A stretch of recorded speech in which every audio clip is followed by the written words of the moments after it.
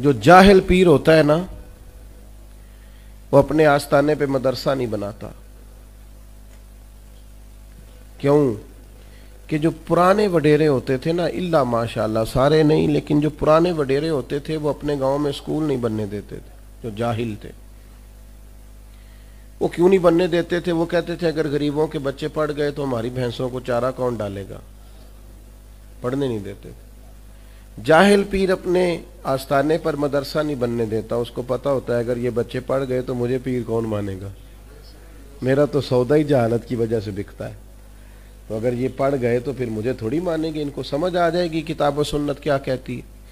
علم کی روشنی، کتاب و سنت کا علم، یہ آپ کو باطنی طور پر توانا کرتا ہے. یہ دور آیا ہے لوگ موٹیویٹ ہونا چاہتے ہیں.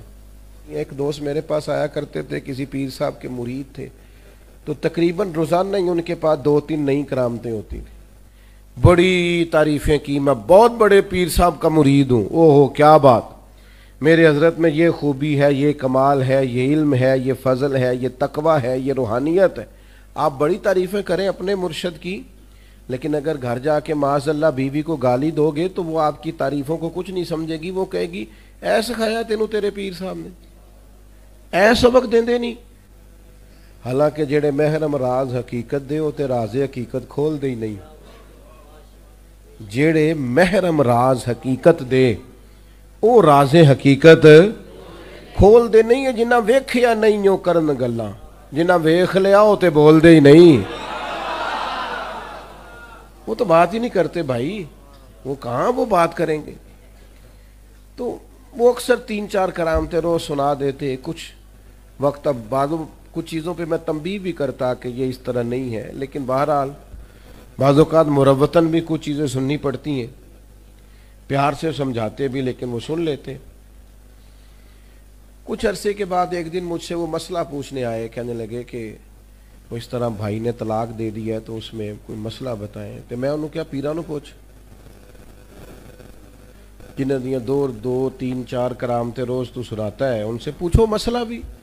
کہنے لگا جی انہوں نے تو نہیں نا مسئلے ہوندے، وہ کہنے نے کسی عالم نے پوچھتے. میں کہ وہ جاہلی، کرامت اس کی ہر روز نہیں تیار ہوتی ہے اور مسئلہ اسے سادہ سا بھی نہیں آتا. تو میں نے کہا اس سے پوچھ کیا ہم نے پروڈکٹ تیار کی، کیا مزاج بنایا ہے.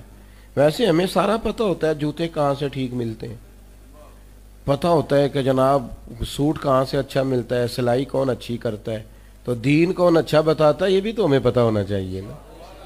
کون سا پیر ہے جو عالم ہے اور عامل ہے، ہمیں علم ہونا چاہیے.